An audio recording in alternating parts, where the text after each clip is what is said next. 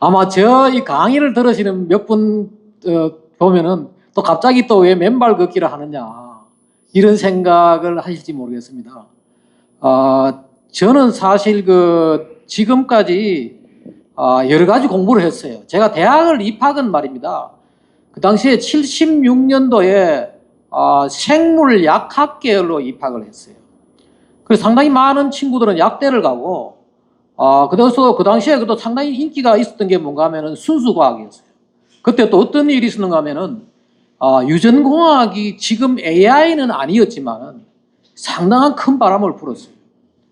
그래서 유전공학 한다고 입학생 중에 많은 친구들은 또 약대를 갔지만은 또 그 중에 많은 데는 또 자연대를 와가지고 이 생명과학을 공부를 했다고요. 그 다른 친구들은 다들 뭐 유전공학을 공부를 한다고 약대를 안 갔지만은 저는 이 생물의 전기 현상을 공부를 하겠다고 이 약대를 안 갔어요. 지금 같으면 다들 약대 갔겠죠. 근데 그래서 제가 이제 대학을 입학을 해가지고 자연대를 다니면서 이 생물 전기 현상을 공부를 하는 것이 특히 또 그 당시에 뭐 하시는가 하면은 박쥐가 초음파를 내고 돌고래가 초음파를 내고 또 거기다가 이 새가 이 지자기를 이용해 가지고 이 철새가 자리를 찾아가고 이런 것들이 저한테 굉장히 큰 호기심을 제가 대학을 들어가지고 이제 2학년 때 과를 정해 올라가서는 저걸 했어요. 물리학과에 가서 전자기학도 공부를 하고 여러 가지 뭐 생화학, 유기화학 각종 공부를 하다가 했는데 근데 이게 보니까 앞으로 어떤 공부를 해야 될지 잘 모르겠더라고요. 또 하나는 뭐냐? 제가 대학 3학년 때 마침 지금은 작고하시는 연대의 권숙표 교수라고 있습니다. 아시는 분은 많이 알 거예요. 우리나라의 거의 1세대의 환경, 그분이 서울대 자연대, 지금도 25동 기억이 나요. 거기서 세미나를 하는데 이 환경 얘기를 하더라고요. 그래서 내가 지금 생물 전기학을 공부를 하려고 그러니까 앞으로 어떻게 해야 될지 잘 모르겠고, 그런데 이게 환경을 공부하면은 앞으로 내가 새로운 분야에 뭔가를 하겠다. 그래서 이제 학부 졸업하고 대학원은 환경을 공부를 했죠. 그러다 보니까 이 생물 전기 현상에 상당한 미력이 남아 있었어요. 그 미련 때문에 결국은 제가 뭐 했느냐? 이 책 4권을 번역서를 냈어요. 오늘 아마 제가 말씀드리는 거는 이 번역서와 그동안에 또 번역을 하다 보면 참 좋은 게 뭔가 하면은 저자하고 자주 이메일을 주고받고 이 저자들은 이런 외국에서 자기 책을 번역한다 그러면은 굉장히 많은 지식을 보내줘요. 그래서 그렇게 공부를 하다가 이제 또 다른 공부를 하게 되는데 제가 이제 잠시 오늘 그러면은 제가 할 거는 한 7가지를 했습니다. 준비를 했습니다. 첫 번째는 뭔가 하면은 내가 이 별난 학문을 하다 보니까 이런 공부를 하게 됐다. 두 번째는 이제 지구와 생명의 전기현상. 우리가 지금 전부 우리나라에 아마 제가 볼 때는 초중고에서 조금씩이라도 알아야 될 것을 전혀 지금 모르고 있다. 지구와 생명에는 우리가 모르는 아주 중요한 전기현상이 있는데 거기에 대한 것들. 세 번째는 뭐냐면은 우리가 전기를 섬으로 해가지고 인간이 전기를 사용함으로 해가지고 굉장히 많은 과거에는 없었던 그러한 질병들이 있어요. 그게 대표적인 게 뭐냐? 당뇨와 암과 심장병 등등이 바로 여기에요. 근데 이걸 보니까 이 의학 하시는 분들도 잘 모르더라고요, 이걸요. 우리나라의 이 분야의 의학에서 안 배운 분야. 또 하나가 뭐냐? 이 전기 질병의 병리학도 명백하게 이 책에 밝혀져 있어요. 그 다음에 이제 5번째, 이걸 바탕으로 해가 우리가 알아야 되는 게 뭐냐? 맨발 걷기의 효능을 우리가 알 필요가 있는 거예요. 그 현대인의 맨발 걷기. 그리고 이제 6번째, 이 맨발 걷기의 효과가 나타나는데 상당히 많은 것들은 효과는 있는데 원리를 잘 몰라요.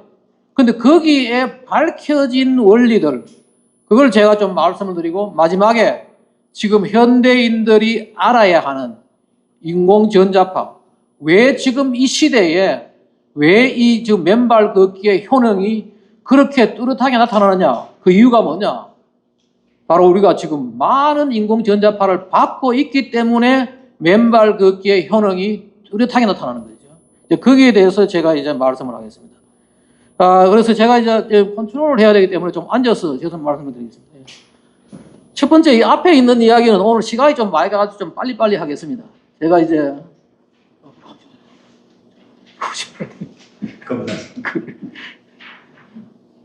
제가 사실은 이제 미국에 가서 말입니다. 만난 분은 사실 내 지도 교수는 학부를 토목공학을 하고 환경공학을 했던 이제 분을 만나가지고 마침 제가 이제 이렇게 수질 모델, 강에서 일어나고 있는 여러 현상들을 수학으로 이게 표현해가지고 컴퓨터 시뮬레이션, 그 당시에 이게 80년대 초에 말입니다. PC가 처음 나오고 해가지고 상당히 인기가 있었던 분야예요.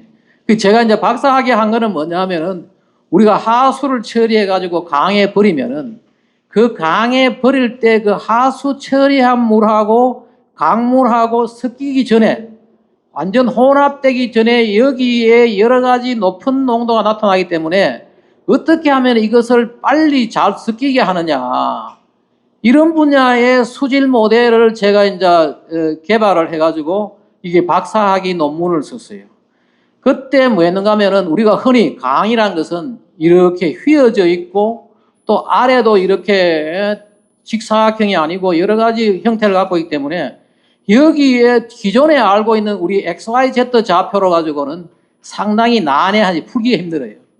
근데 이때 처음으로 이제 제가 강에다가 이게 강에 흐르는 방향을 X축으로 하고 유량을 Y축으로 하는 이 스트림 튜브 컨셉트라는 것을 도입을 해가지고 그래서 이제 이 과거에 이런 식으로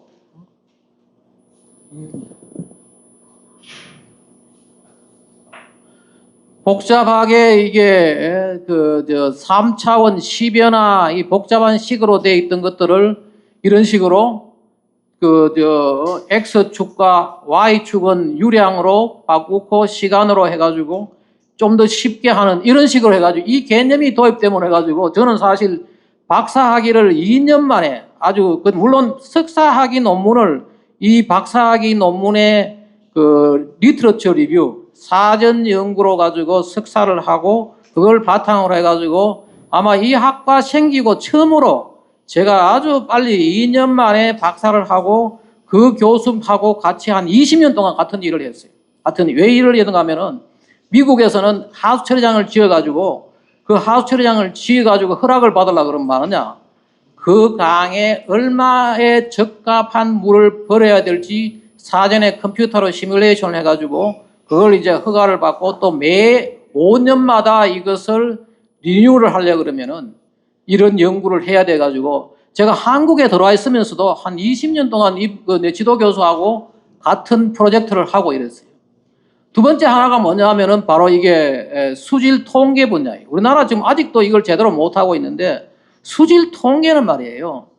보통 우리가 흔히 강물 자체를 하나의 모집단이라 그러고 그 강물에서 우리가 샘플을 해가지고 모집단이 상태가 어떤지를 파악을 하는데 우리나라는 아직도 이걸 제가 도입을 해가지고 여러 가지 강의도 하고 있는데 제대로 활용이 안 되고 있어요. 그래서 또 강은 또 뭐냐? 이게 뭐라 그러나 이게 계절성이 있어요. 겨울이 다르고 봄이 다르고 여름이 다르고 하기 때문에 어떤 비교를 하려고 그러면은 뭐 해야 되느냐? 1월은 1월달끼리, 2월은 2월달끼리 이런 식의 비교를 해야 되고 모든 통계는 보통 정규 분포를 한다고 가정하는데 실제로 수질 데이터는 다 정규 분포를 하지 않아요. 이 비모수 통계를 쓴다고요. 이런 분야의 논문을 학생들하고 많이 썼죠.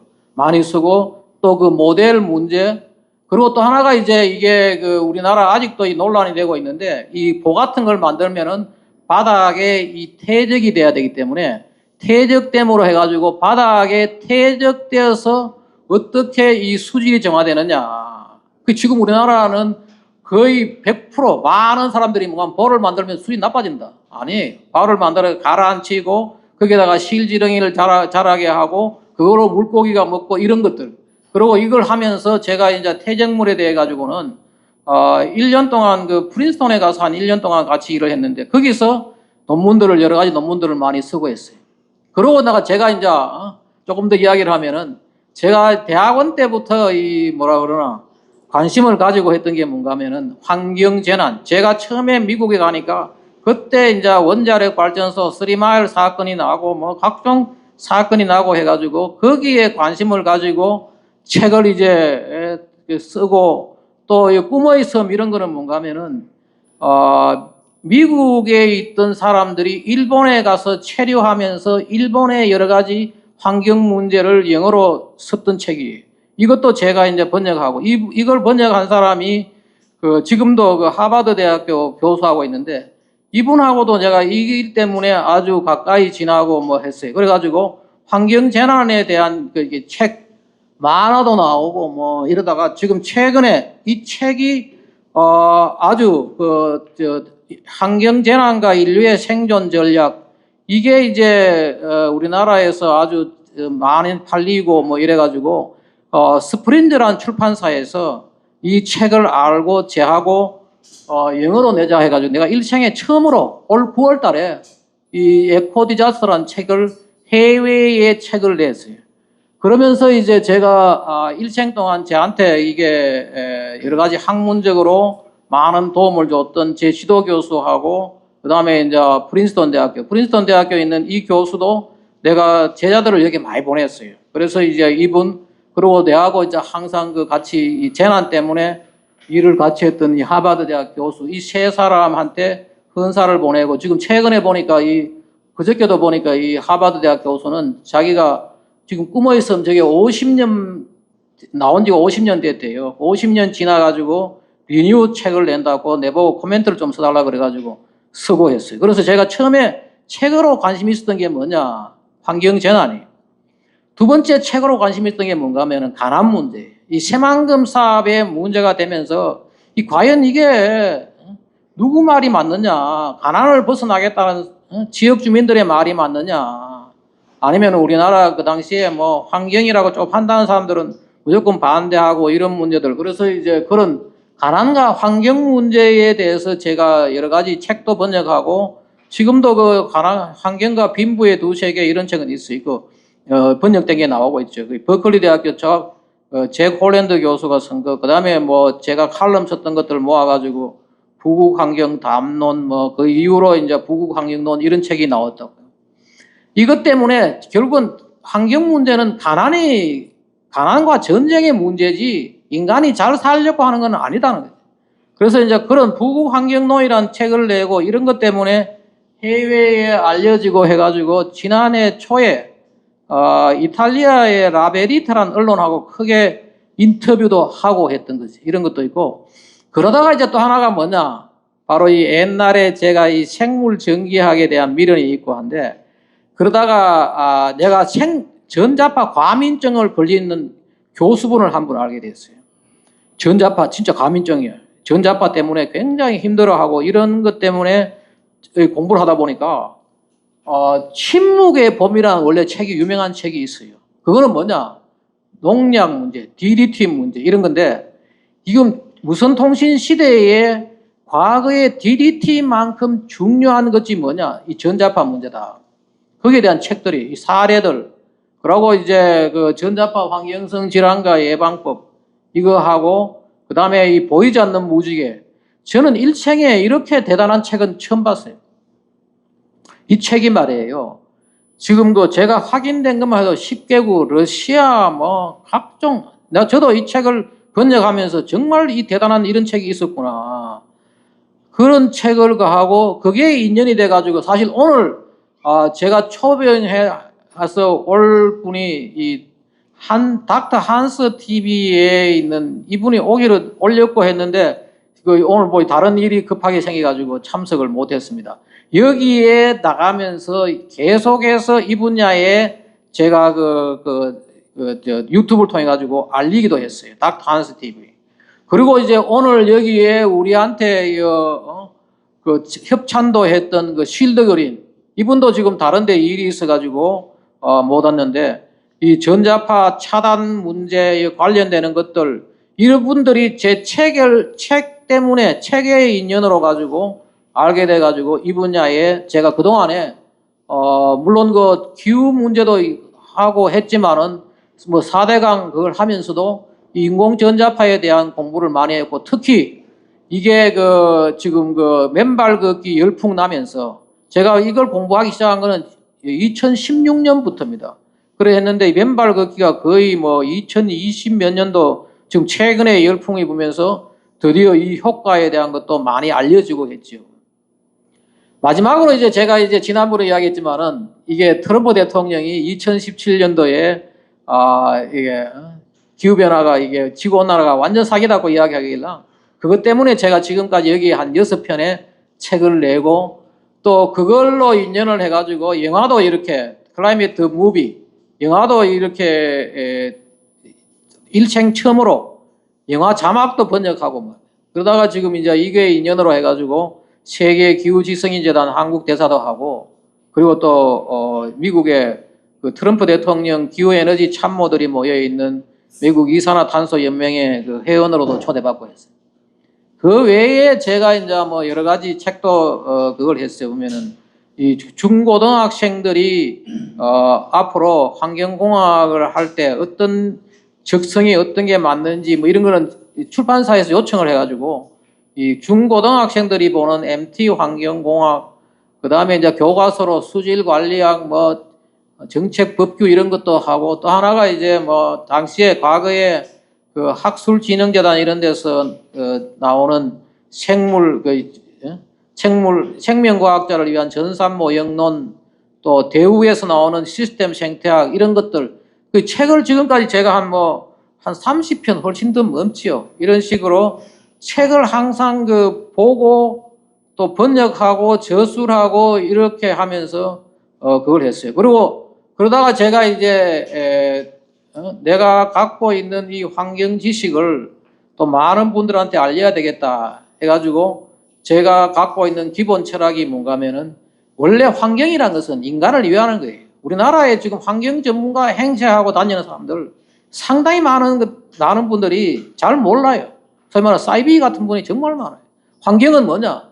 인간이 건강하고 쾌적하게 살 수 있도록 인간을 위하는 건데 그런 것들이 지금 국내에 잘못 알려져 가지고 거의 인간 악마론이 인간은 그냥 두면은 자연을 파괴하고 인간은 그냥 두면은 지구를 불덩어리로 만들고 이런 식의 이제 그걸 해가지고 제가 이제 인간 환경 잘 살아야지 우리가 환경이 있다. 부국 환경 그리고 과학의 바탕을 두고 해야 되는 이런 것들을 기초로 지금 유튜브도 하고 하죠. 주로 이제 하는 게 환경권 보호 뭐 하고 저는 이걸 하면서 우리나라의 이 80년대에 우리나라 환경법이 만들어지면서 헌법은 정말 잘 되어 있어요. 모든 국민은 건강하고 쾌적하게 살 권리가 있다. 환경권을 보장하고 정말 환경을 위해서 우리나라의 그 앞선 선배들은 이런 식으로 법을 만들었는데 90년대, 2000년에 넘으면서 지금 우리나라는 완전히 환경이 인간 악마론이 지배하고 있는 그런 사회가 되어 있어요. 그걸 바꾸기 위해 가지고 제가 우리 북극의 자유환경 포럼 바로 여기에 있죠. 자유로운 인간은 부강한 나라를 만들고 풍요로운 삶이 환경을 돌본다. 이런 이념을 가지고 우리가 자유환경 포럼도 하고 합니다. 그리고 제가 여기에 있는 유튜브에 가면은 그런 것들이 많이 나와 있습니다. 그리고 저는 항상 이 말을 우리 학생들한테도 이야기를 하고 우리 애들한테도 이야기를 하는데 바로 여기에 이 책을 많이 보면은 인간이 하나의 몸으로 여러 분야를 알 수가 있고 그렇게 살아갈 수가 있다. 그리고 늘 이야기하는 게 뭔가 하면은 내 나름대로 최고의 독서입은 뭔가 하면은 번역하는 거예요. 그냥 이렇게 외국 책들 읽어가지고 잘 안 남아요. 번역을 하고 그러므로 해가지고 그 책에 있는 내용들을 자기 지식으로 만들 수가 있고 또 책을 하나 씀으로 해가지고 그 책을 씀으로 해가지고 굉장히 많은 것들을 읽어야 되니까 한 권의 책이 나오기 위해서는 수백 권의 책을 우리가 알아야 되니까 그래서 최고의 독서법은 번역과 저술이다. 이런 생각을 하면서 제가 지금까지 이제 오게 되었습니다. 그렇다면 이제 오늘 우리 맨발 걷기에 대해서 이제 공부를 하려고 그러면 알아야 되는 게 뭐냐? 바로 이 지구와 생명의 전기 현상. 지금 우리나라에 저 역시 마찬가지예요. 이걸 공부하기 전에는 전기는 그냥 전선으로만 흐르는구나. 아니, 지금 우리한테 있는 모든 에너지가 바로 이 전기로부터 태양에서 우주에서 전부 전기예요. 우리가 은하계와 지난 우리가 기후에서도 한번 이야기했지만은 태양계가 있으면은 태양계 주변에 지구가 돌고 화성이 돌고 금성이 돌고 이 태양계가 있고 이 태양계 또한 뭐 하느냐? 바로 여기에 저걸 하는 거죠. 은하계를 돌고 있는 거예요. 2억 5천만 원에 걸쳐가지고 은하계를 공전하는데 그 지나가다가 보면서 말입니다.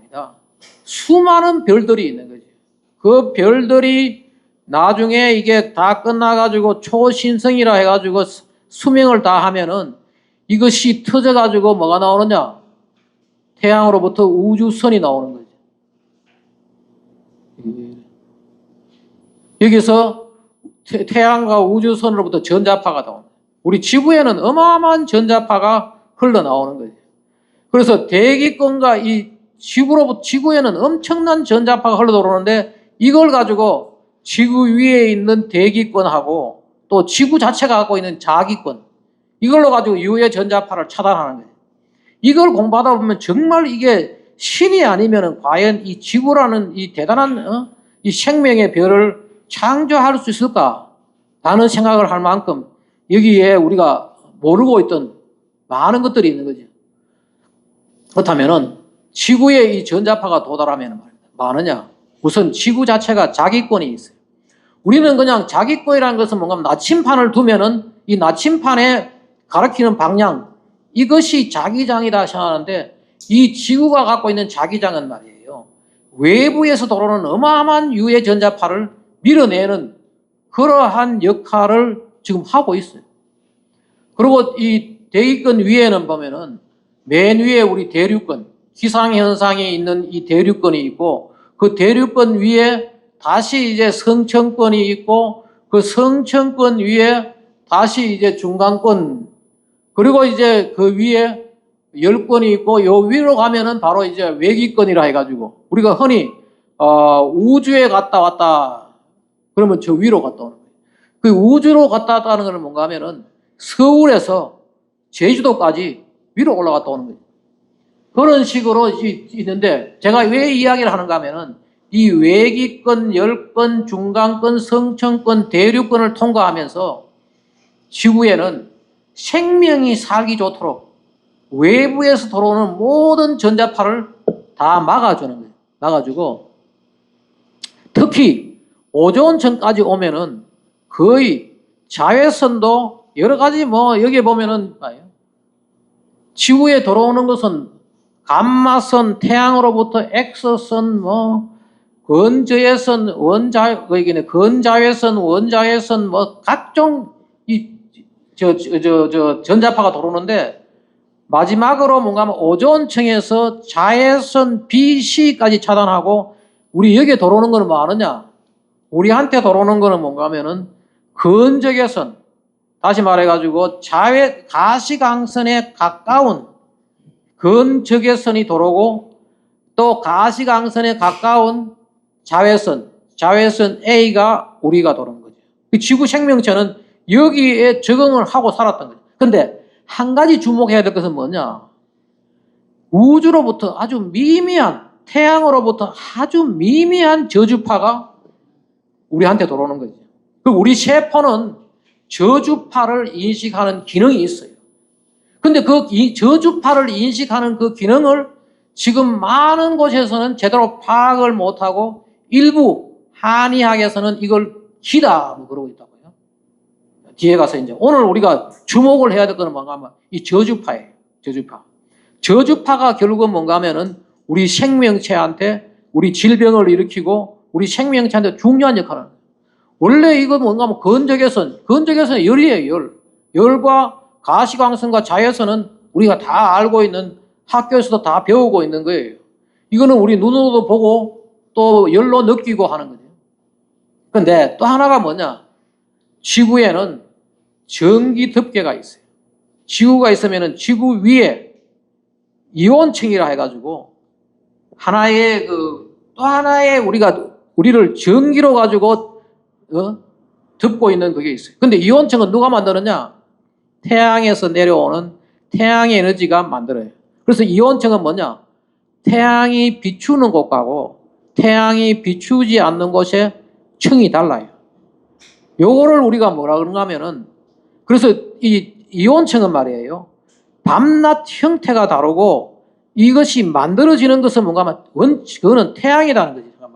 그래서 요게 보면은 이제 아래에서 여기에서 지표면에서 대륙권이 있고 성층권이 있고 바로 여기에 중간권이 있고 그 위에 이제 열권이 있는데, 열권에 여러 가지 이온화된 물질이 존재하는 걸 우리가 이온층이라 그러는데, 우리가 흔히 이온층은 뭐라 그러냐?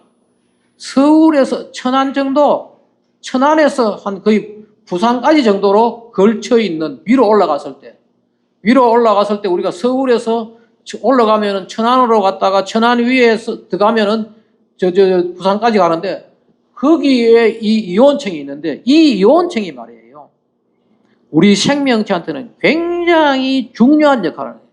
지금 제가 이 공부를 하면서 정말 놀랐던 거는 뭔가 하면은, 우리 생물들은 말이에요, 우리 생명체는 공기와 물과 음식만 먹으면은, 공기와 물과 음식을 먹으면은 살아가는 걸로 생각했는데 아니에요. 우리 몸에는 이온층으로부터 끊임없이 전자를 받아야지 그 전자가 하나의 우리한테는 영양분이 되는 거죠. 근데 이거를 지금 많은 사람들은 모르고 우리나라 의학계도 이걸 제대로 몰라요. 제가 이 분야에 있는 의사들한테도 물어봤는데 자기들은 그런 걸 안 배웠다는 거죠. 아시죠?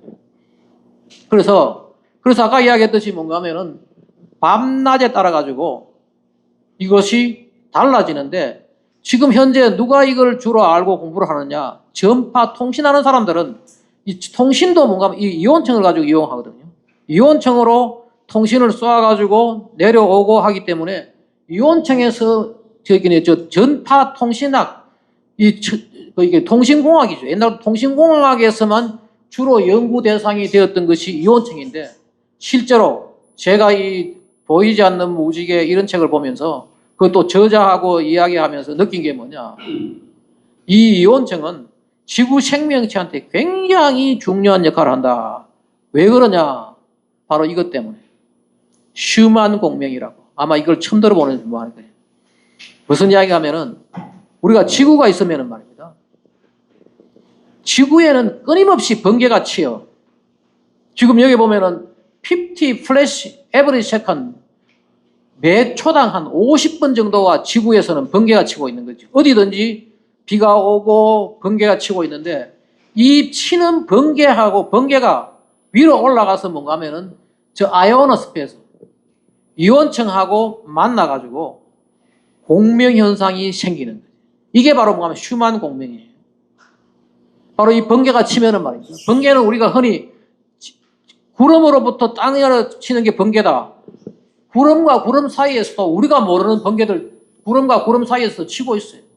그 치고 있는 이 번개 때문에 하나의 이 전파가 생겨가지고 거기서 공명현상이 일어나는데, 이거를 누가 처음 알았는가 하면은 독일의 윈프레드 오토 슈만이라는 사람이 1952년에 이게 지구에는 이 공명현상이 이런 게 일어나는구나, 이걸 밝혀가지고 지금도 이걸 슈만 공명이라 그러고, 그리고 이것이 한 번 쳤을 때 주파수가 이게 뭐 7.38이고 헤르츠고, 또 이게 한 번 더 돌면서 우리가 뭐라 그러나 산에 가서 메아리 사면은 메아리가 다시 돌아오고 왔다 갔다 하는 식으로 해가지고 주파가 이제 조금 커져가 몇 번씩 공명 현상이 일으키면서 사가라드는 현상이 있는 거예요.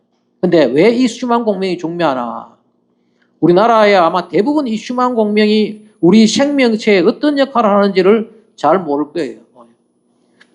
그런데 우리의 모든 생명체는 이 수만 공명에 동조화되어 있어요. 수만 공명하고 우리 뇌라든지 우리 심장이라든지 이런 것들이 뭔가 하면은 휴먼 레조넌스. 여기 이런 말이 나오죠. Did you know 하면서 우리 Earth's magnetic resonance vibrate at same frequency as our heart rhythm and brainwave. 우리 뇌파하고 말입니다. 우리 뇌파하고 심장에서 나오는 이 파동하고 지구가 갖고 있는 이 파장하고 동조를 일으키는 거예요. 그래서 우리가 지금 뭔가 하면 심장, 뇌 이런 거는 뭔가 하면 끊임없이 지구에서 나오는 이 수만 공명하고 우리가 계속 이렇게 같이 동조를 하고, 만약에 우리가 수만 공명을 만약에 차단했다, 그 사람은 병드는 거예요. 그런 실험도 한 게 많아 있어요. 그래서 우리가 뭔가 하면 지구에서 놀라운 현상이죠. 지구에서 갖고 있는 이 리듬하고 우리 몸이 갖고 있는 리듬, 지구의 모든 생명체가 동조하고 있는 거죠. 여기 보면 이거 있죠.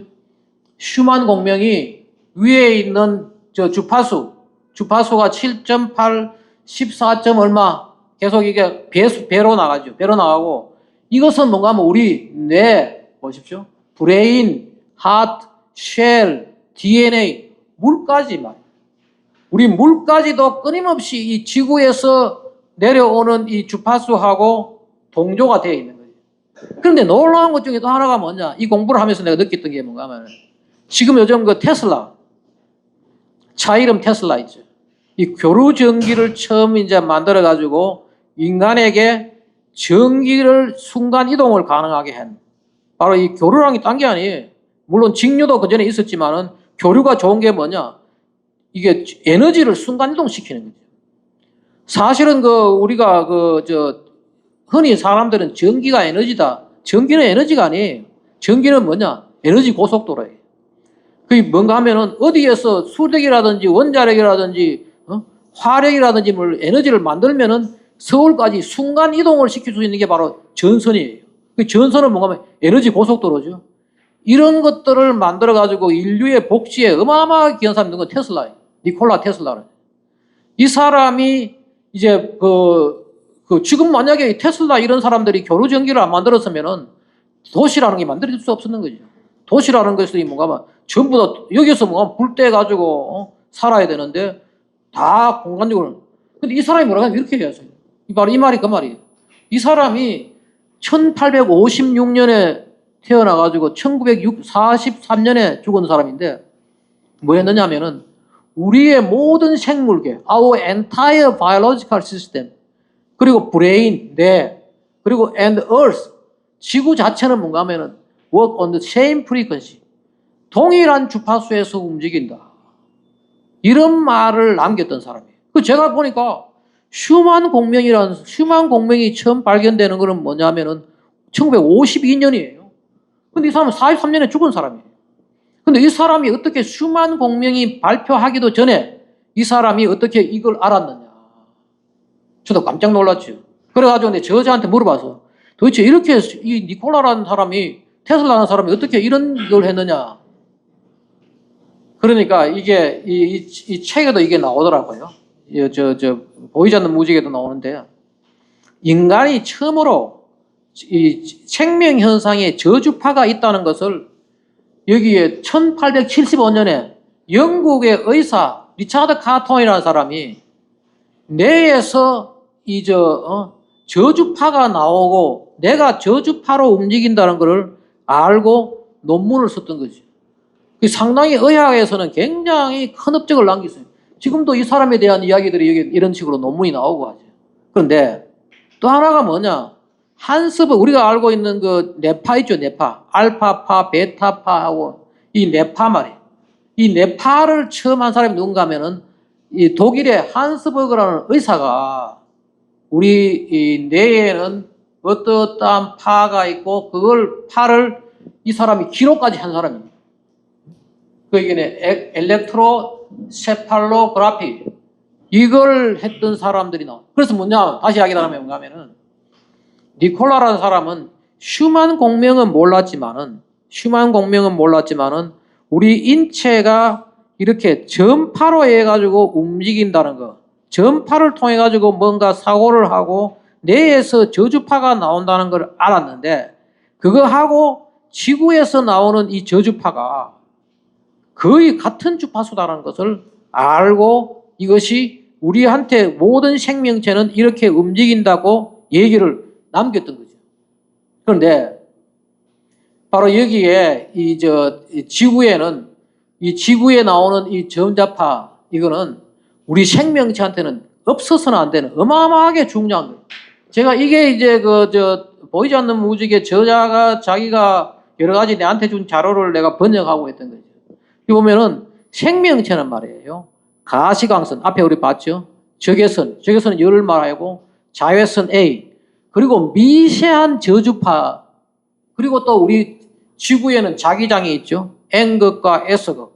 우리는 그냥 나침판을 두면은 나침판을 북쪽을 나타내고 하는 거 있잖아. 이게 그냥 나타내는 거 아니고 거기 당기는 힘이 있고 거기에 에너지가 있으니까 그런 거죠. 이 자기장 이런 거에 의해 가지고 우리가 이 모든 생명체는 적응하고 진화해 왔는 거예요. 그리고 또 뭐냐면 우리 새, 벌, 뭐 이런 거 기타 많은 생물들은 이 지구 자기장을 알고 이용을 하고 그래서 철새들이 자기가 갈 곳을 찾아가고 연어라든지 돌고래라든지 그 많은 바다에서 헤매면서도 자기가 태어난 곳을 오고 하는 것들이 바로 이런 것들. 또 하나가 뭐냐?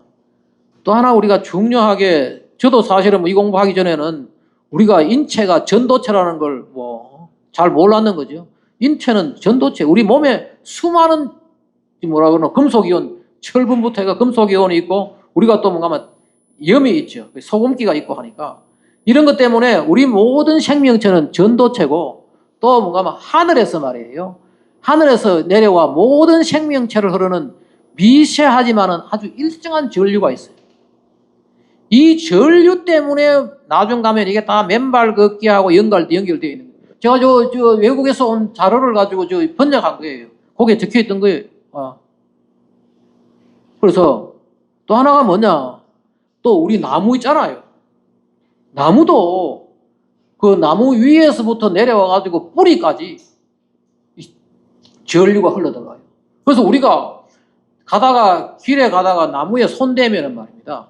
나무에 손을 대면은 맨발 걷기하고 똑같은 효과를 느낄 수가 있어요. 나무를 통해 가지고 우리가 미세한 전류를 흐를 수 있는 거죠. 우리가 흔히 전기는 그냥 전도체, 우리 그냥 금속에만 흐르는데 나무에 어떻게 전기가 흐르느냐? 미세한 전류는 흐르고 있어요. 다 그 증명도 할 수가 있어요. 미세한 전류. 또 하나가 뭐냐? 그 전류는 우리 머리 위에서도 내려와 가지고 또 발을 통해 가지고 땅으로 들어가는 거지. 근데 지금 현대인은 뭐 하느냐?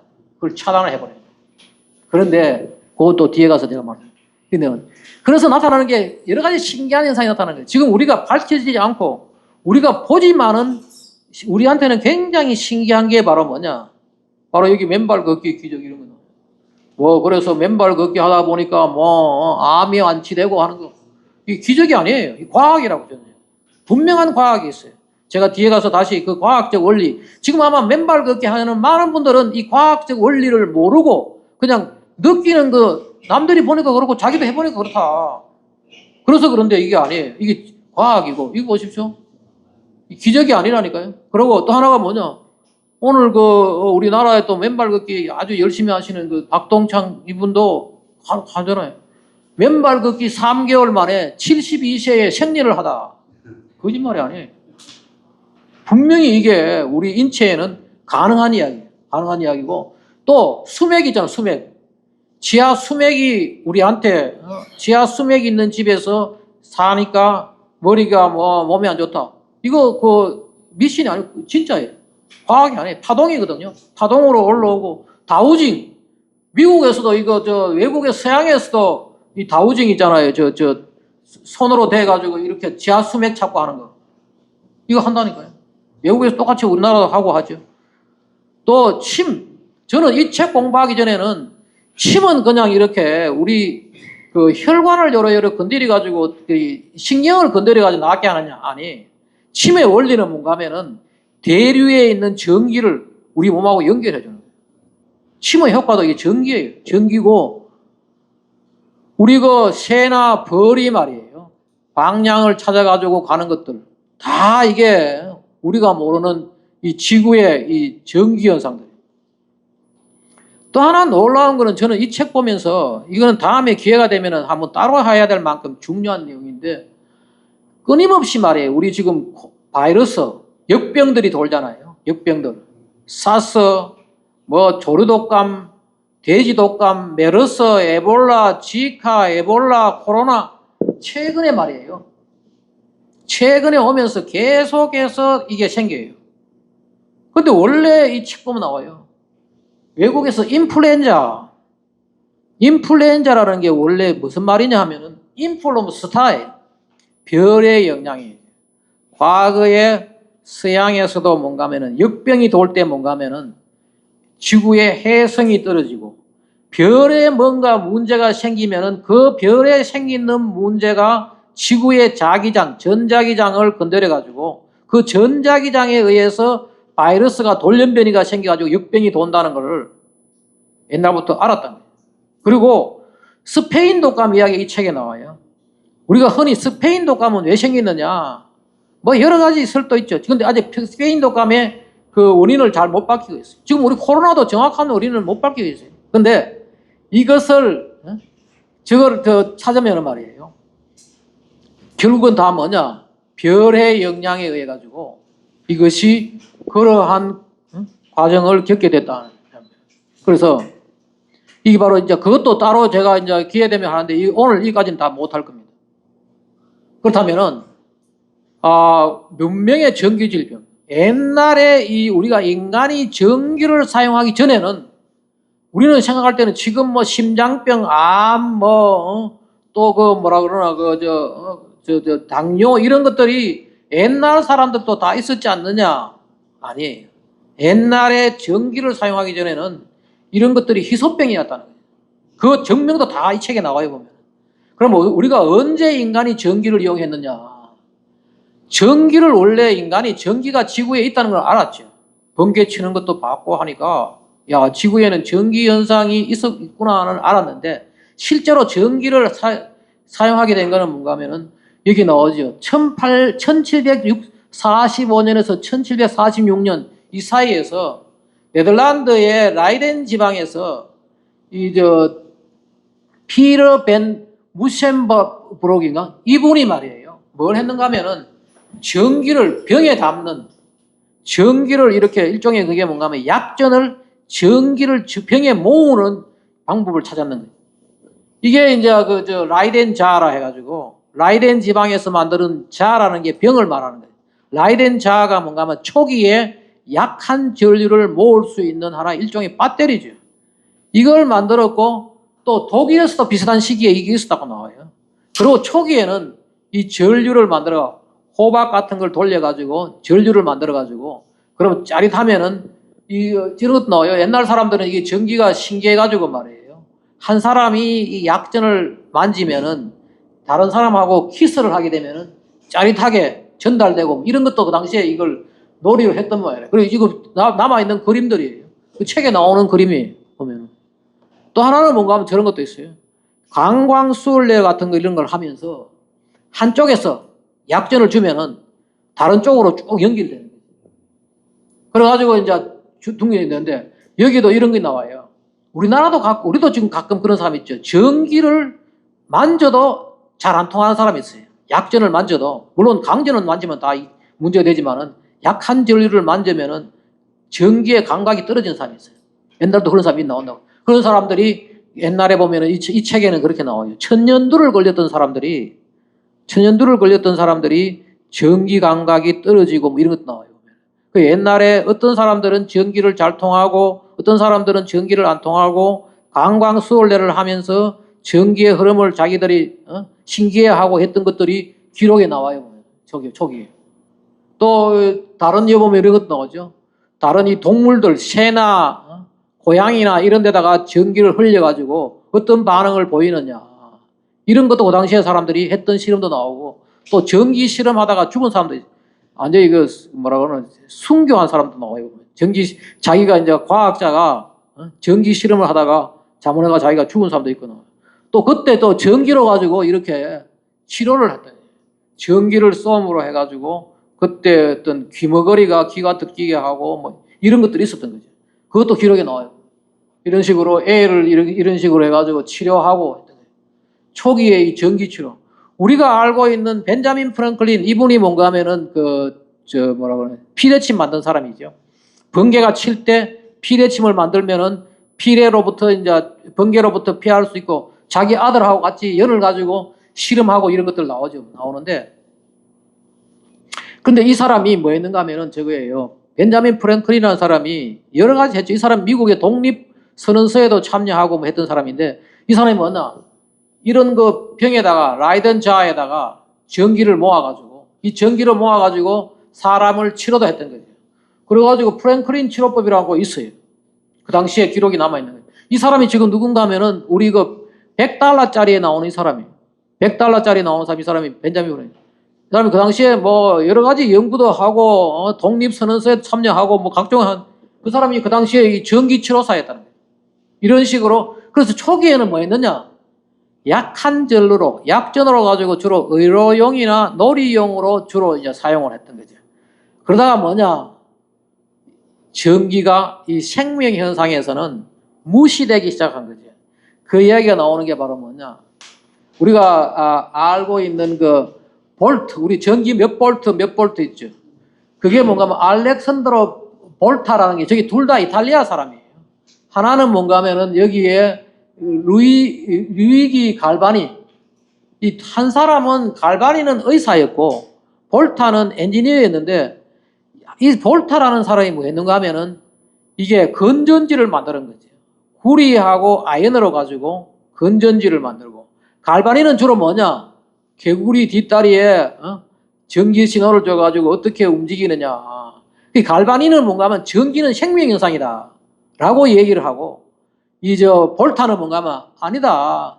전기는 우리가 이용할 수 있는 무한한 어떤 가능성이 있는 그런 거다라고 해가지고 이 사람이 건전지를 만들어 그 당시에 나폴레옹한테 가서 나폴레옹이 그때 이제 이탈리아가 프랑스 그리고 나폴레옹은 원래 출신은 저거예요. 코르시카 섬인가 그 이탈리아 옆에 있는 섬 출신이죠.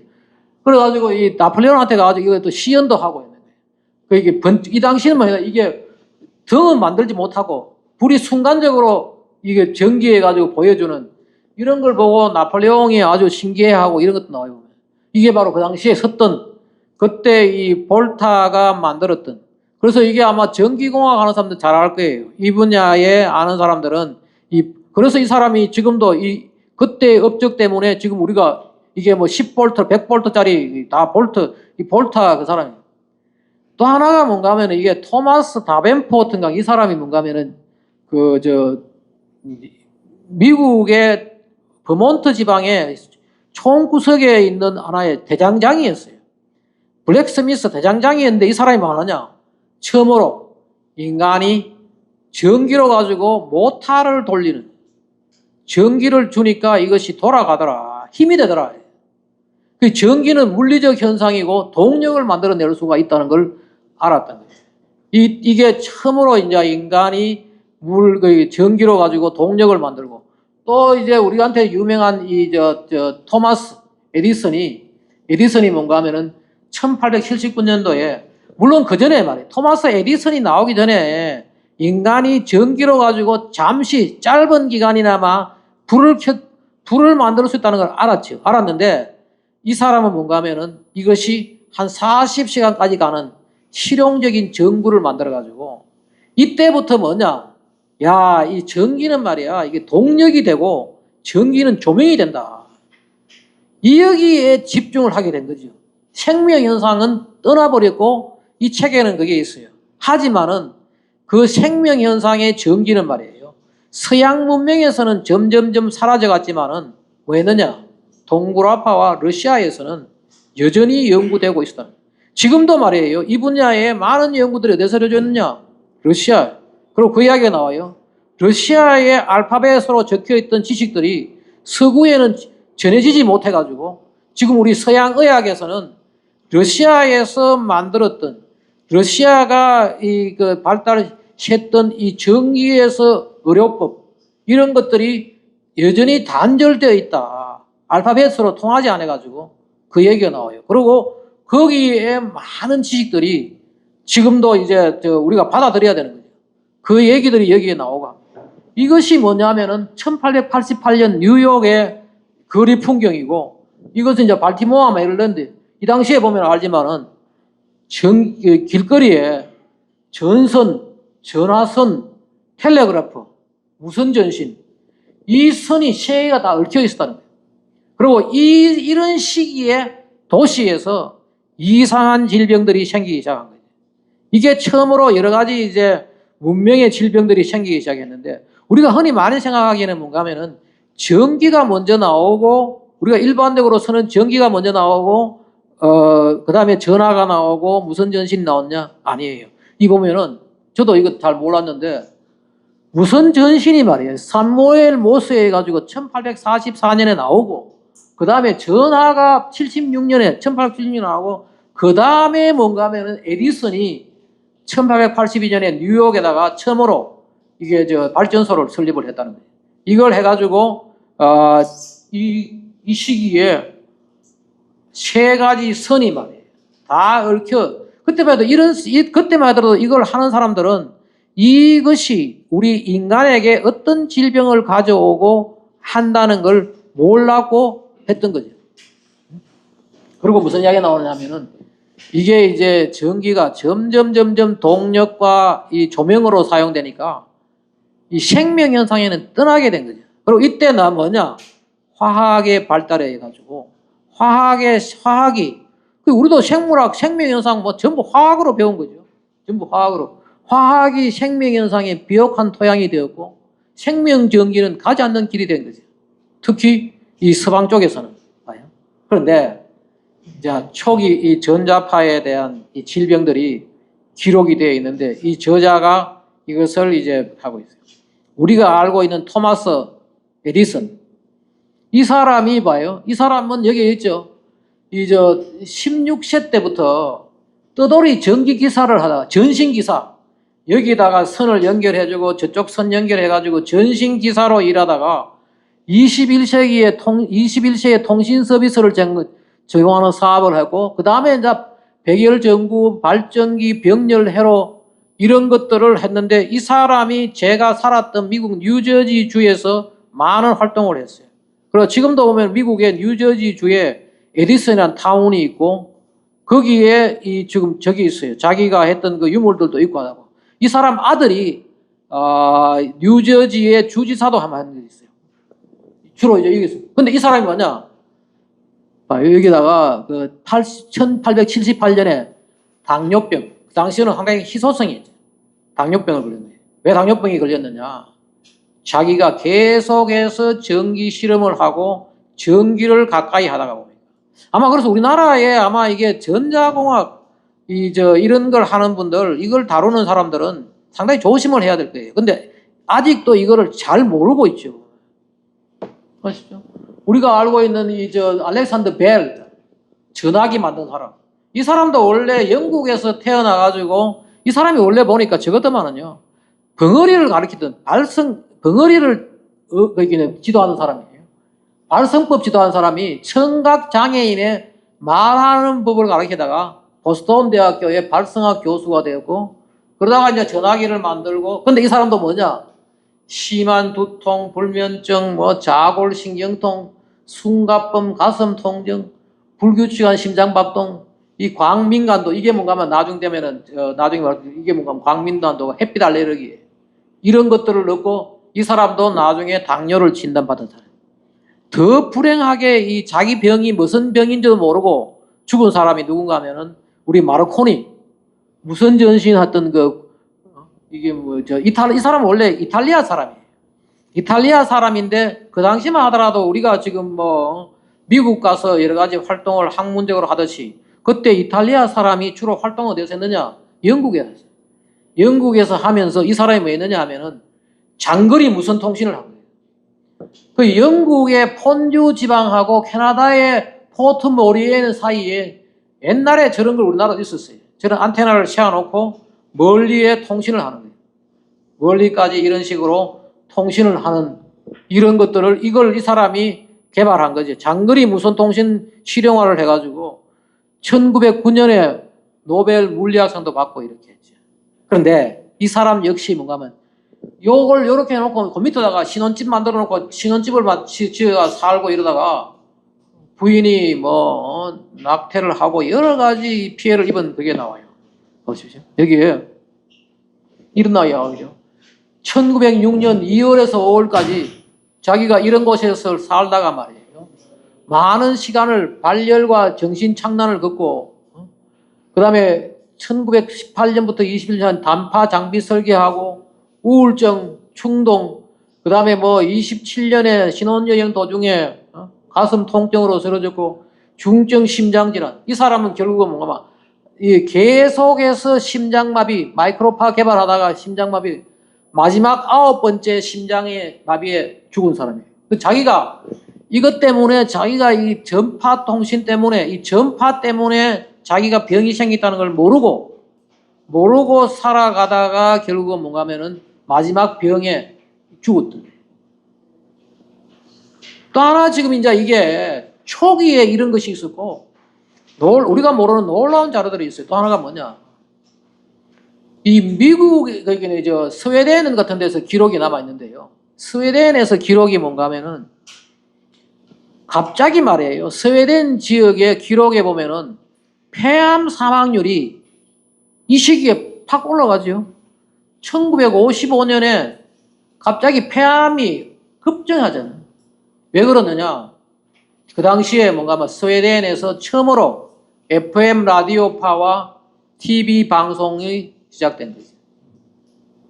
우리는 지금 뭔가 집에 방송, 우리 전파 있잖아. 라디오 방송, 텔레비 방송 이런 것들이 저도 어릴 때 그렇게 생각했어요. 전파가 오면은 라디오만 그 전파를 수신하고 텔레비만 그 전파를 수신하는 줄 알았는데 아니, 우리 몸도 다 수신하는 거예요. 왜? 우리 역시 우리 몸이 전도체고 우리 몸이 뭔가 하면은 다 이게 반도체고 전파를 받아들이니까.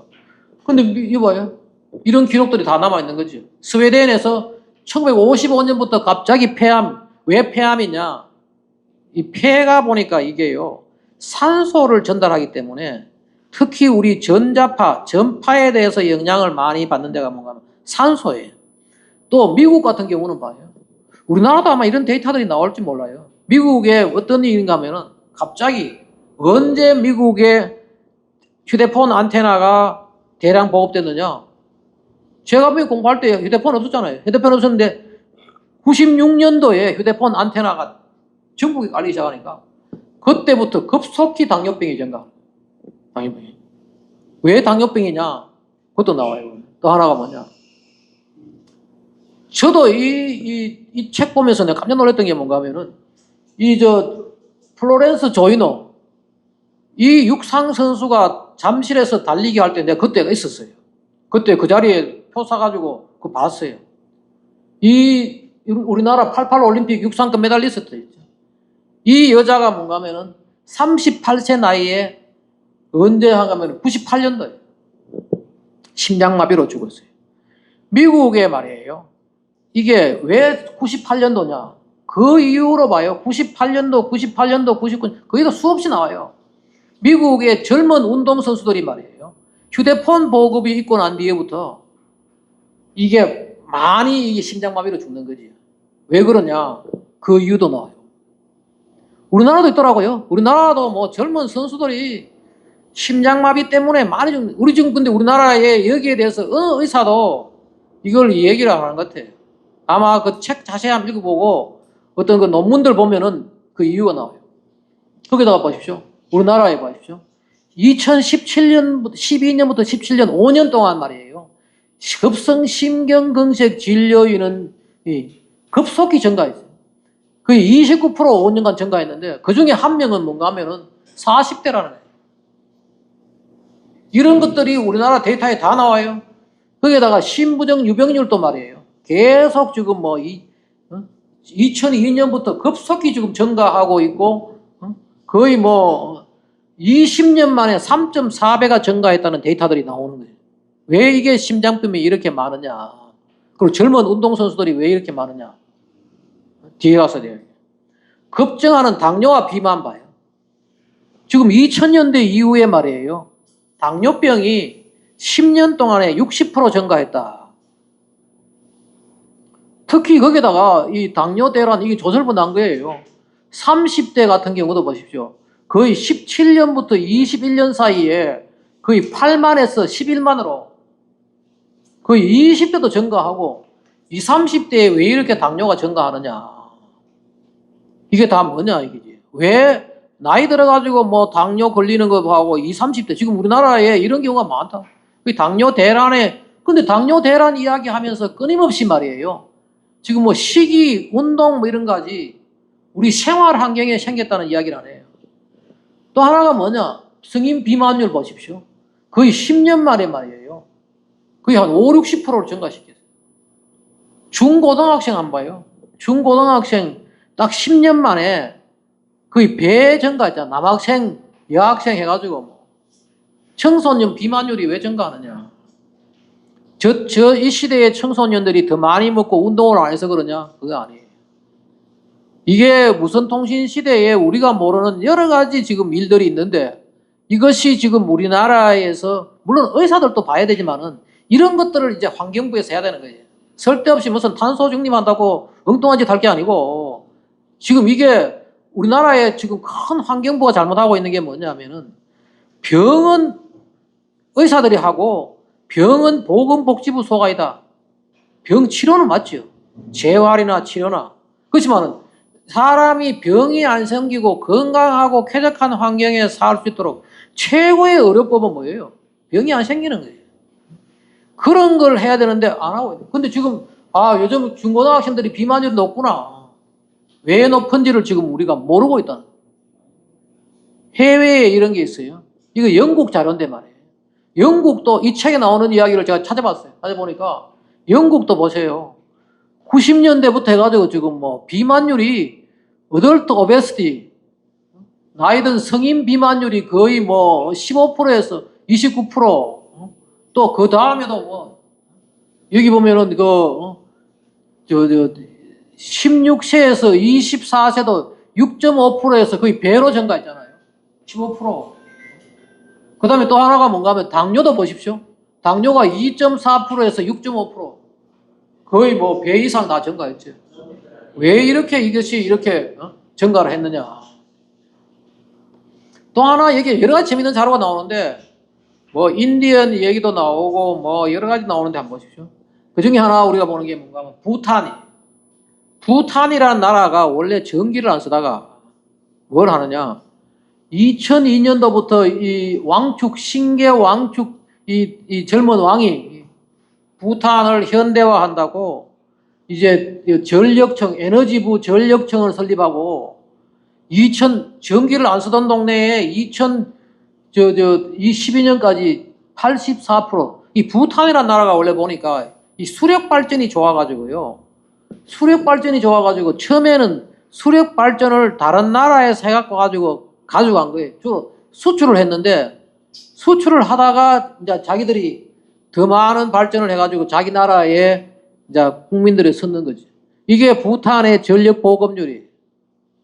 그러다가 거의 19년 되면은 거의 100% 가까이 모든 부탄 주민들이 전력을 사용을 한 거지. 근데 전력 사용률과 당뇨병 환자 증가율이 아주 정확하게 일치하는 거예요. 그전에는 당뇨병이 없었던 거지. 근데 전력을 쓰니까 뭔가 하면 집에 전기를 켜는 거지. 우리가 전기를 켜놓으면은요, 우리 몸에 이게 한번 실험적으로 알 수가 있어요. 우리가 몸에 전압이 올라가요.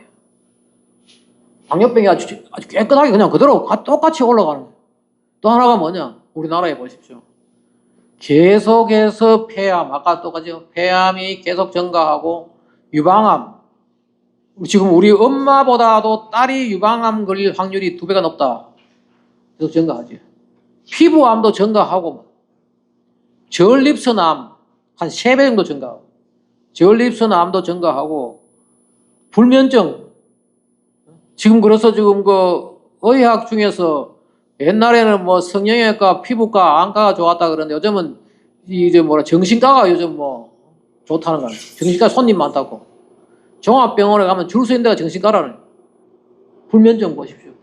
이게 12년도에 40만인데 지금 이게 제가 2016년까지 써가지고 제가 뒷자료를 다시 받았는데 이게 2023년에 지금 77만까지 불면증도 계속 올라가고 또 하나가 뭐냐? 남성 난임. 지금 우리나라의 그 저출산 문제를 걱정하면서 이 남성 난임 문제를 지금 전혀 미국에는 지금 이렇게 나와요. 자연 임신을 원하는 부부 중 6쌍 중 1쌍은 자연 임신이 안 된다는 거예요. 우리나라는 8쌍 중 1쌍이 안 된다고. 지금 그만큼 이 자연 이게 난임, 남성 난임이 심한 거지. 또 하나가 뭐냐. 이 자료 다 우리나라에 나온 자료예요. 이게 다른 암보다도 폐암이 아주 급속히 증가하고 있어요. 담배 흡연율은 떨어지고 있잖아요. 이 흡연율이. 흡연율은 떨어지는데 폐암이 급속히 증가해요. 왜 폐암이 증가하느냐. 아까 이야기했지만 바로 이 산소 전달이 일어나는 곳이 바로 우리 폐라는 거예요. 유일하게 폐가 이렇게 증가하는 거예요.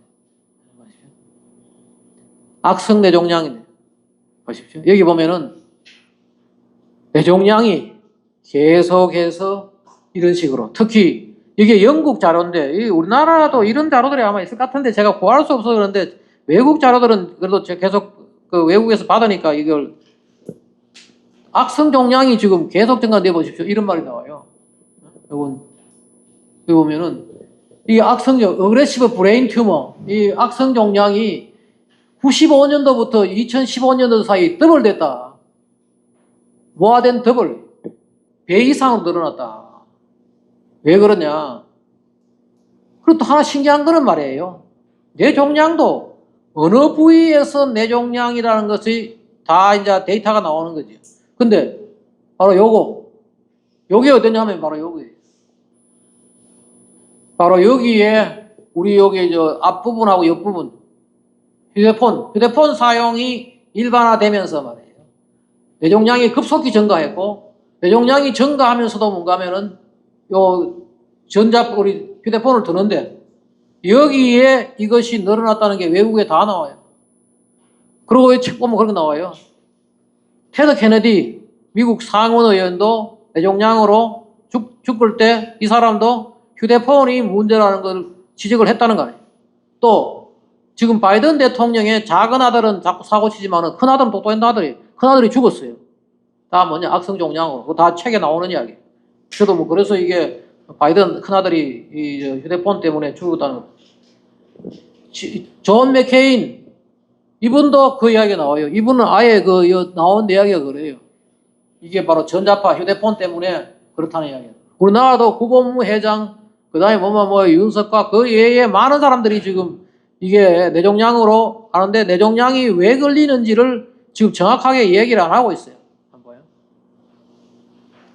자폐아 출산율.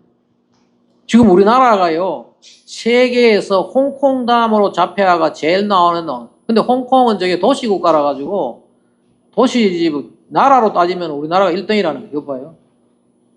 지금 거의 10,000명당 263명이 나온다. 이건 이제 미국 자료인데 미국의 말입니다. 1980년대는 10,000명당 1명이 자폐아였어요. 그런데 언젠가 하면은 90년대, 2000년에 넘어오면서 말이야. 우리가 무선통신 시대로 접어오면서 계속해서 휴대폰, 와이파이 이런 것들이 일반화되면서 엄청나게 증가해가지고 지금 54명당 1명이 자폐아. 54명당 1명. 그런데 미국 자료가 이렇게 나오더라고요. 미국에서 지금 제일 자폐아가 많은 데가 캘리포니아 주다. 26명당 1명이다. 나라로 제일 많은 데는 대한민국이라고 나와요. 이게 나 미국에서 받은 거예요. 미국에서 38명당 1명이 자폐아래요. 왜 자폐아가 생기느냐? 그것도 정확하게 병리학적인 것도 지금 다 설명되어 나와요. 이게 다 무선통신 시대의 전파 때문에. 우리나라 그래서 자료 찾아보니까 자폐아 장애인 등록 수 있잖아요. 급속히 증가하고 있어요. 급속히 증가하고 있고 거기다가 지금 몇 년 만에 거기는 5, 6배가 지금 증가하고 있고 또 하나가 이 등록인 증가 봐요. 2012년부터 2028년 이 배가 됐죠. 그전에도 훨씬 년마다 지금 계속 증가하고 있어요. 원인이 뭐냐? 63.4%가 원인 불명이라는 거예요. 자폐아가 왜 생기느냐? 노산이죠, 노산. 늦게 애를 낳는 거, 그 다음에 이게 유전적인 문제, 태어나가지고 병을 앓으면은 자폐아가 되는 그런 것들, 후천적, 선천적, 이런 것들이 나오는데, 원인 불명이, 이 원인 불명은 뭐냐? 우리나라 의학계에서 밝혀야 돼, 이거. 아니면 적어도 저처럼 외국의 책을 봐가지고 이렇구나 추정도 해가지고 나라에 알려야 되는데, 지금 이렇게 지금 원인 불명으로 이야기하고 있어요. 그러면은 하나 더 이제 우리가 정기 질병의 병리학은 그러면 왜 이런 게 질병이 생기느냐? 병리학적인 거는 뭐냐? 그걸 하기 위해서는 우리가 포르피린이라는 물질을 좀 알 필요가 있어요. 저도 이걸 보면서 야 이런 그 포르피린이라는 게 있구나 놀랐는데 포르피린과 전자파 과민증이라는 거. 아마 우리 대부분 사람도 알 거예요. 그 코미디언 박지선 씨가 햇빛 알레르기 때문에 극단적 선택을 했어요. 저는 이 극단적 선택을 하고 그때 극단적 선택을 하면서 엄마까지 도저히 이게 치료가 될 수 없는 치료가 불가능할 거라는 그런 생각을 하면서 극단적 선택을 한 거예요. 하는데 이 박지선 씨하고 똑같은 경우가 이 책에 나와요. 이 책에 나오는데 뭘 외는가 하면은 내가 이걸 박지선 씨가 그러고 나서 내가 이 저자한테 이메일을 보냈어요. 한국에 이러이러한 사례가 있는데 이것이 책에 나오는 이 사람하고 같은 경우가 아니냐라고 하니까 이 저자가 저한테요. 이메일을 하면서 박지선이라고 자기가 다 이름까지 대가면서 알고 있더라고요. exactly 똑같은 사례다. 그래서 내가 야, 이 사람이 만약에 나한테 어떤 그 상담이라도 하러 왔었으면은 저런 선택을 안 했을 건데 라는 생각을 하는 거예요. 왜 그런지 내가 이야기할게요. 이 바로 이거예요. 포르피리아라고요. 포르피린 대사증인데 이게 다 나와 있어요. 많은 사람들은 햇빛 알레르기 그러면 햇빛 때문에 그러냐? 아니에요. 유전적인 문제와 자기가 살아가는 생활 습성을 바꿔야 되는데 그걸 의사들이 얘기를 안 해주니까 도저히 병원에 가서도 자기가 나을 수도 없고 이러니까 이제 그런 선택을 하는 거죠. 바로 이거예요. 포르피리아. 이게 뭐냐면요. 전자파, 특히 화학물질도 똑같아요. 우리 화학물질에 아주 민감한 사람. 우리 술 한 방울도 먹으면 이렇게 빨개지는 사람 있잖아요. 똑같은 거예요. 유전적인 거예요. 전자파 화학물질에 아주 민감한 유전 형질이 약 한 전체 중에 한 10% 정도 돼요.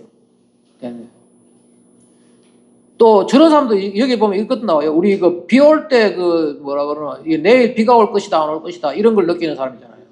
그거는 한 30% 된다고 나와요. 보면은 그것도 다 뭐 전기 때문인데 내일 비가 온다 안 온다는 오늘 대기의 전류가 달라지는 거예요. 그걸 느낄 수 있는 사람. 이게 전자파 과민증에 걸리는 사람들이 주로 뭔가 하면은 비가 오고 안 오고도 느끼고 이런 사람들이 쉽게 걸리는 거예요. 그게 왜 유전적인 거예요. 제가 그래서 저는 처음에 말이에요. 이런 프로가 있었어요. TV조선의 시그널이라고요. 시그널이라고 있는데 이 프로에서 이 햇빛을 보면 안 되는 사람이에요. 이게 햇빛 알레르기죠. 햇빛을 보면 안 되는 사람인데 우리나라 이 분야에 아무 전문가도 없고 하니까 내가 책 번역한 걸 보고 쟤한테 오늘 여기 안 왔는 우리 쉴드 그린의 대표가 나를 이야기해줘가지고 내하고 같이 갔다고 해요. 여기 가서 제가 여기 가서 인터뷰를 했어요. 이 사람은 왜 그런지 내가 정확하게 이야기했어요. 이 사람은 어떠한 이야기 때문에 그거 하다. 그리고 이 사람은요, 내가 가서 인터뷰를 했는데 그냥 깜깜한 밤에 이 사람은 저쪽에 있고 저 방 속에 있고 나는 바깥에서 말로 들어봤는 거예요. 이 사람 이야기가 뭔가 하면은 밑에서 텔레비만 아래층에서 텔레비만 틀어도 자기는 느낀다. 냉장고 문만 열어도 느낀다. 굉장히 과민한 아주 전자파 과민증이 있어요. 제가 그 텔레비에 나왔다니까요. 보통보다 다른데 그러면 왜 전자파 과민증을 걸리고 그 전자파 과민증 걸린 사람들이 어떻게 지금 해야 되느냐. 보십시오. 여기 보면 평생 박지선 평생 괴롭힌 햇빛 알레르기 뭐길래 하면서 우리나라에 지금 2만 명이 있다는 거 아니에요. 이게 다 뭐냐? 유전적인 건데 봐, 전기 때문에. 이걸 알려면 우리가 포르필이라는 물질, 정말 난 이거 보고 신기한 물질. 포르필이라는 이 물질이 있는데 이 물질은 말이에요. 이 안에 철이 들어가면은 우리 헤모글로빈이 되고 또 우리 그 고기 같은데 빨간색 미오글로빈도 되고 여기 요 물질에 철이 들어가면은 이 헤모글로빈이 되고 또 하나가 신기한 거는 이거죠. 식물에 말이에요. 식물에 마그네슘이 들어가면은 엽록소가 되는 거예요. 똑같은 물질인데 화학적으로. 그러면 이 두 헤모글로빈과 클로로필이 엽록소하고 두 가지 공통점은 뭐냐? 산소 전달이에요. 산소에 관련. 우리 그 헤모글로빈도 뭐예요? 산소를 전달하는 거예요. 식물에 광합성할 때 엽록소는 뭐예요? 산소를 만들어내는 거예요. 산소와 관련되는데 이것이 다 관련되고 여기에 철이 들어가느냐 마그네슘이 들어가느냐 따라 가지고 이것이 달라집니다. 그런데 또 하나가 이 포르필린은 말이에요. 헤모글로빈 또 여기에 그 엽록소에도 관여하지만은 또 하나는 우리가 아주 중요한 우리가 우리가 음식을 먹으면은 말이에요. 그 음식하고 산소가 결합을 해가지고 분해해가지고 우리가 거기서 에너지를 내고 우리가 살아가는 거 아니에요. 그 산소를 내고 에너지를 내고 살아가는데 바로 이 세포 안에서 미토콘드리아라는 데서 이제 이것을 만들어내는데 말이에요. 뭐하느냐? 여기에 우리가 그 단당류 글루코즈가 돼가지고 미토콘드리아로 들어가가지고 거기서 산소하고 결합을 해가지고 ATP 32개의 ATP를 만들어내고 여기에 뭐가 되는가 하면은 산소 전달이 필요한 거죠. 산소가 전달해야 되고 산소 전달을 하는데 이 산소 전달하는 물질이잖아요. 일렉트론 트랜스포터 여기에 관여되는 게 뭔가 하면은 시토크롬 산화효소인데 이거 역시도 뭔가 하면은 철이 들어가 있어요. 우리 몸에서 이 모든 이 산소 전달 산소를 이렇게 사용하는데 이 헤모글로빈 또 세포 안에서의 산소 전달하는 이런 것들이 다 뭐냐? 이 포르필린이라는 물질에 금속 이온이 들어갔을 때. 그런데 왜 그러면 햇빛 알레르기는 왜 걸리느냐? 왜 그런 사람들은 햇빛 알레르기에 걸리고 왜 화학 물질에 민감하고 그러냐? 이 햄이 말이에요. 헤모글로빈 햄이 요 구조가 만들어질 때 말이에요.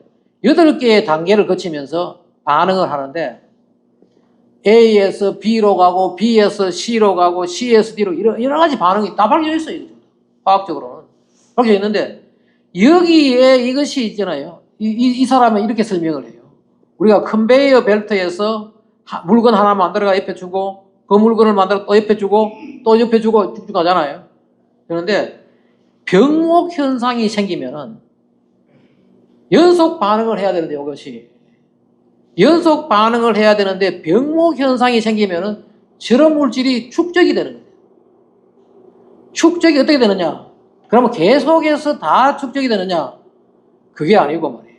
전자파 과민증 화학 똑같은 건데 유전적으로 이 포르필린 효소 수치가 낮은 사람은 외부에서 전자파라든지 화학 물질이 들어오면은 이것이 제대로 다음 단계로 이동하지 못하면은 병목 현상이 생기는데 그 병목 현상이 피부에 생기면은 햇빛 알레르기가 되고 또 다른데 뭐 생겨가지고 두통이 오고 각종 문제 생기는 거예요. 그 전자파 과민증 걸리는 사람들 유전적으로 이런 거예요. 근데 이 책에 이런 이야기가 나와요. 과거에 지금과 같이 무선통신 시대가 아니었고 과거에처럼 화학물질을 많이 쓰지 않을 때 그 시기에는 이런 사람들이 생존에 장점이 됐다.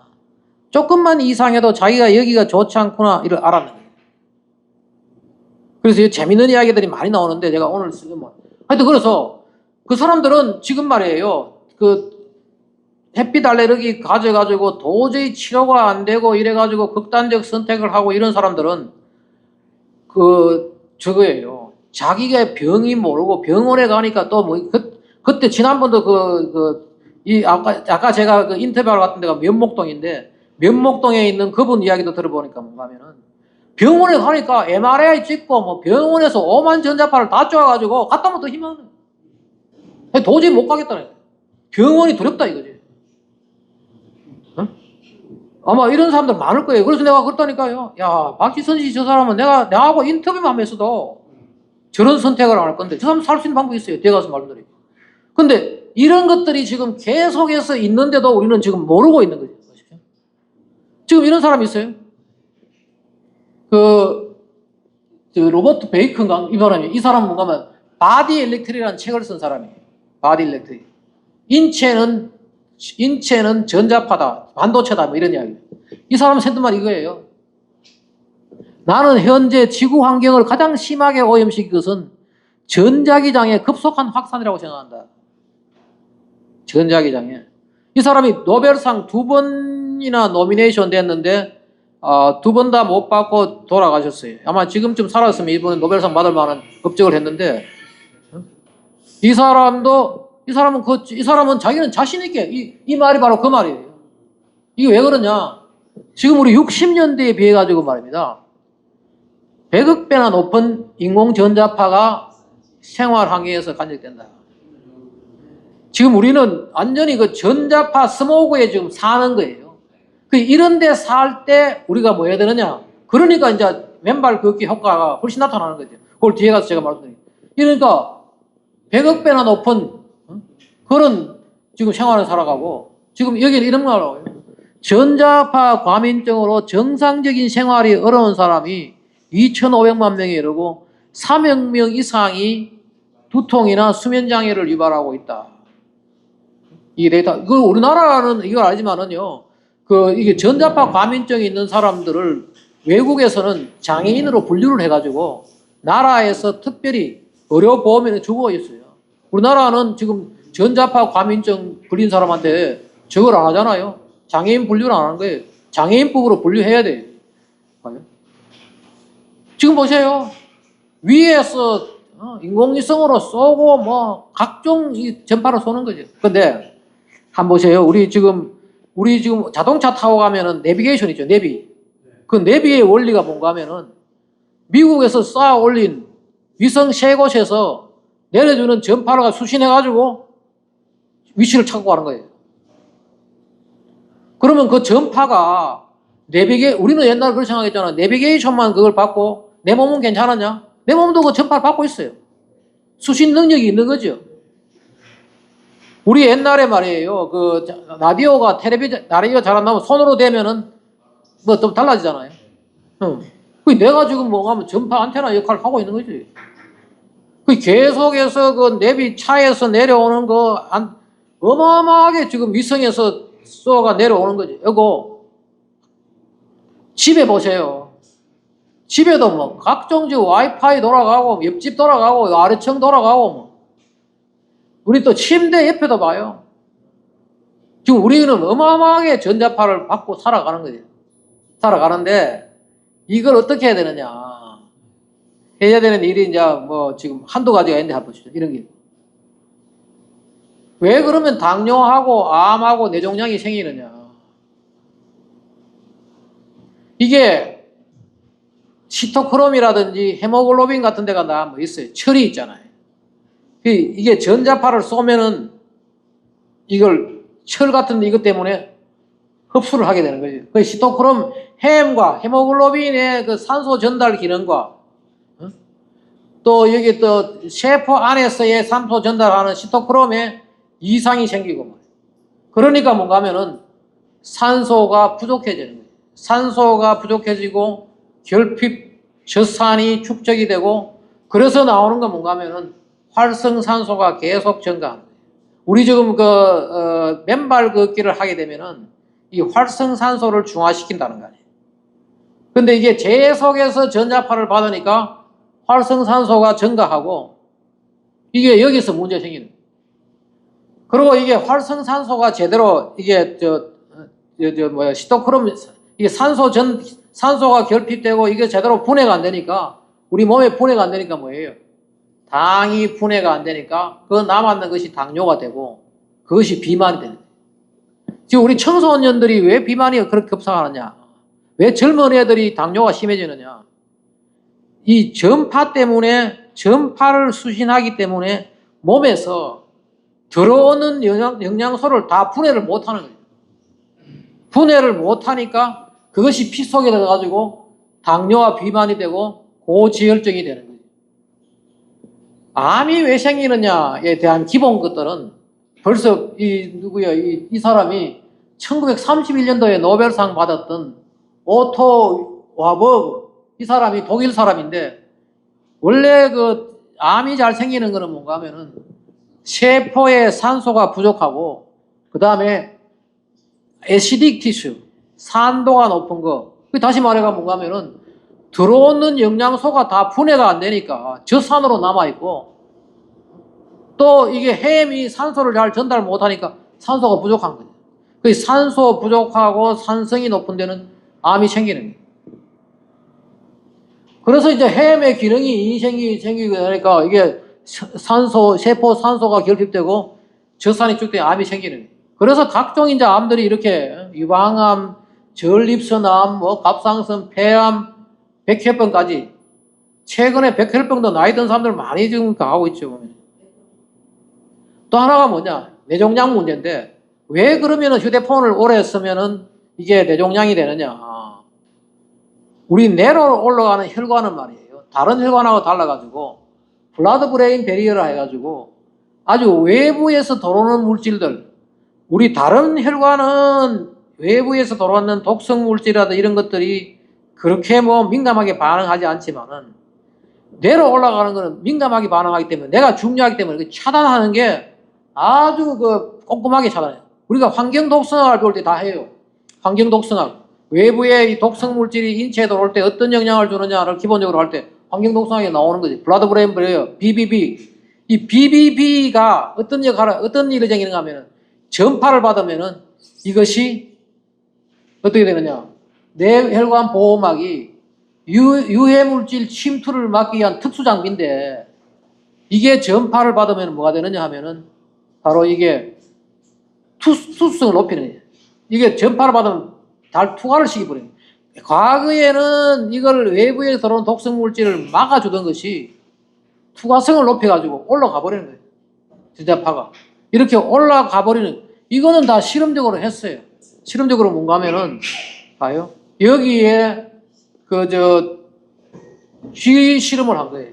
G 실험을 보통 노멀 넷 브레인, GS에 실험하고, 여기다가 2시간 동안 휴대폰 전자파를 쏘니까 구멍이 뚝뚝 뚫리는 거예요. 오래 쓰면은 말이야. 휴대폰 오래 쓰면은 이게 몸에 들어왔는 유해 물질이 보통 때는 다 필터가 될 것들이 필터가 못 되고 올라가는 거예요. 그거 다 검증되어 있는 거예요. 이건 다 검증된 이론이고, 근데 지금 우리나라에 지금 한 가지 문제가 뭔가 하면 이 휴대폰을 허가를 할 때요, 1인치 띄어가지고 6분간 사용하는 걸 두고 허용을 했다는 거 아니에요. 지금 뭐 하느냐? 6분 사용 안 하잖아요. 어마어마하게 사용하지. 근데 그런 거 할 때는 뭐 해야 되느냐? 스피커폰을 가지고 띄어가지고 해야 되는데, 지금 그걸 안 하고, 그 얘기도 안 하고 있다는 거예요. 이런 사례가 있어요. 미국의 샌디에고 주립대학에 어떤 나사티르 홀이라는 곳이 있는데, 이 홀에 거주하던 사람들이 줄줄이 암이 걸리고 이런 일들이 있었던 거예요. 이게 바로 이제 여기 나오는 거예요. 이게 전자파 침묵에 보면 나오는 이야기. 여기에 한 친구가 뭔가 하면은 리차드 파버라는 이 친구가 뇌종양으로 죽었어요. 뇌종양으로 죽었는데, 이 뇌종양으로 죽어가지고 부모들이 이것을 조사를 하기 시작했어요. 왜 우리 애가 뇌종양을 죽었느냐. 바로 이 친구가 이제 듀크 대학교의 TC 뇌종양 센터, 여기가 미국에서는 제일 유명한 이 뇌종양 센터 모양인데, 여기에서 조사를 해보니까, 왜 그러면 얘는 말이에요. 휴대폰을 많이 써가지고 뇌종양이 걸렸는데, 왜 나머지는 다 그랬느냐. 보니까 이 네사티르 홀 옆에 이 통신망이 있는 거예요. 이 통신 안테나가 있었던 거예요. 통신 안테나에 해가지고 이 많은 사람들이 가고 이거 적어냈어요. 이거는 얘는 뭔가 하면은 리차드 파버는 2001년부터 2008년까지 매일 하루에 2~3시간씩 휴대폰 사용했다는 기록이 나오고 있고 의사도 이거를 인정을 했어요. 그 담당 의사가 이야기 나와요. 담당 의사가 뭐 타주와 이 사람이 셀폰 was the culprit. 휴대폰이 저거다 범인이다. 휴대폰이 범인이고 그것 때문에 뇌종양에 걸렸다는 것들이 가고 여기다가 나오죠. 이 암이 걸릴 때 이 친구가 뭔가 하면 오른손잡이에요. 오른손잡이는 오른쪽에 뇌종양이 걸리고 왼손잡이는 왼쪽에 뇌종양이 걸리는데 이 뇌종양이 얘는 오른쪽에 오른손잡이였다는 게 딱 나오는 거지. 지금 우리나라에 이걸 근데 나라에서 이걸 좀 알아줘야 할 건데 모르는 것 같아요. 또 하나가 뭐냐 이런 것도 있어요. 샌디에고 UC 샌디에고 캘리포니아 대학 샌디에고 본교에서는 인문관에 말이에요. 인문관에 있는데 인문관 옆에 그 지역에 여기 보면은 그 지역에 사는 그 빌딩에 어떤 곳에 그 가까운 그 방에 있는 사람들 중에서 뭐 난소암, 뭐 살리바리 유방암 뭐 각종의 암들이 걸렸는데 이 왜 그랬느냐 조사를 해보니까 나중 조사했는 데가 뭔가 하면 요 빌딩에 있는 그 엘리베이터의 모타에서 끊임없이 전자파가 나와가지고요. 그 얘들이 뭔가 하면 지금 데모하고 있는 거죠. 교수하고 학생들이 나와가지고 관 들고 말이에요. 관 들고 지금 학교가 이래가 되느냐고. 지금 전자파 때문에. 이거 그대로 이 내용이 바로 그거예요. 처음에는 말이에요. 이게 도대체 뭐냐. 몰랐던 거지. 내용 그대로 가져왔는데. 나중에 조사해봐 보니까 뭐냐 하면은 여기에 빌딩의 엘리베이터 모타에서 전자파가 발생했는데 그 전자파가 그 옆방에 사는 엘리베이터 가까이 있는 데 있죠. 거기에 이것이 이제 그 전자파의 영향으로 이제 그거 된 거지. 이래가지고 이런 사례들도 있고 한 거예요. 심장은 왜 그러냐? 심장은 말이에요. 왜 젊은 운동선수들이 심장마비를 지금 최근에 많이 걸리느냐? 그 이유도 나와요. 우리가 산소가 폐를 통해 가잖아요. 폐를 통해 가면은 다시 심장으로 가고 심장에서 다시 이제 영양분이라든지 이런 것들이 받아가지고 세포로 가는데 우리가 심장에도 말이에요. 심장에도 우리가 심장이 계속 뛰려 그러면 뭐예요? 심장에도 에너지가 필요하지. 거기서도 에너지가 필요하고 근데 이런 식으로 전달돼 가는데 가요. 이것이 작동이 안 되는 거죠. 여기 나오는데 그 충분한 산소와 영양소가 세포에 도달하지만은 세포의 에너지 생산 기관인 미토콘드리아가 그 산소와 영양소를 효율적으로 못 쓰는 거예요. 왜? 외부에서 계속해서 전자파로 쏘아지니까.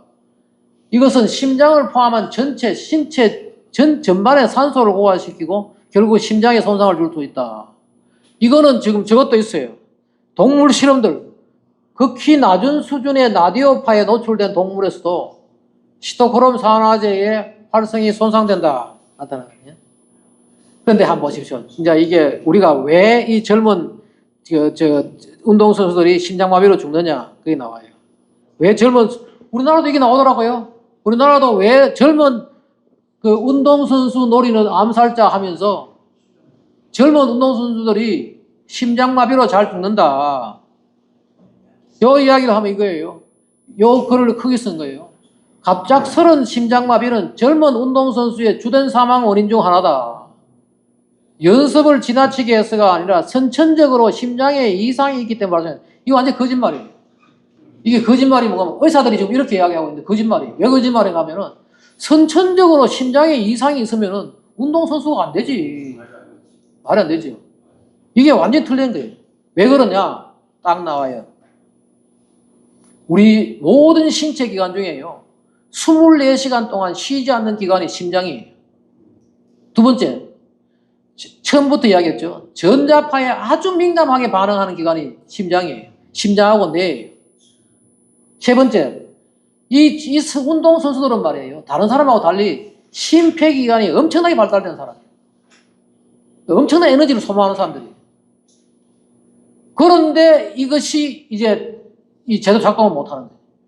세포 전달해가지고 여기서 에너지를 생산해야 되는데, 그래서 뭔가 하면 지금 현재 지금 아마 우리나라에 그걸 해야 되는데, 지금 그 무선 통신, 와이파이 이런 것들이 들어오고 난 뒤에 밤에 특히 잠잘 때 이럴 때 이게 죽는 거죠, 사람들이.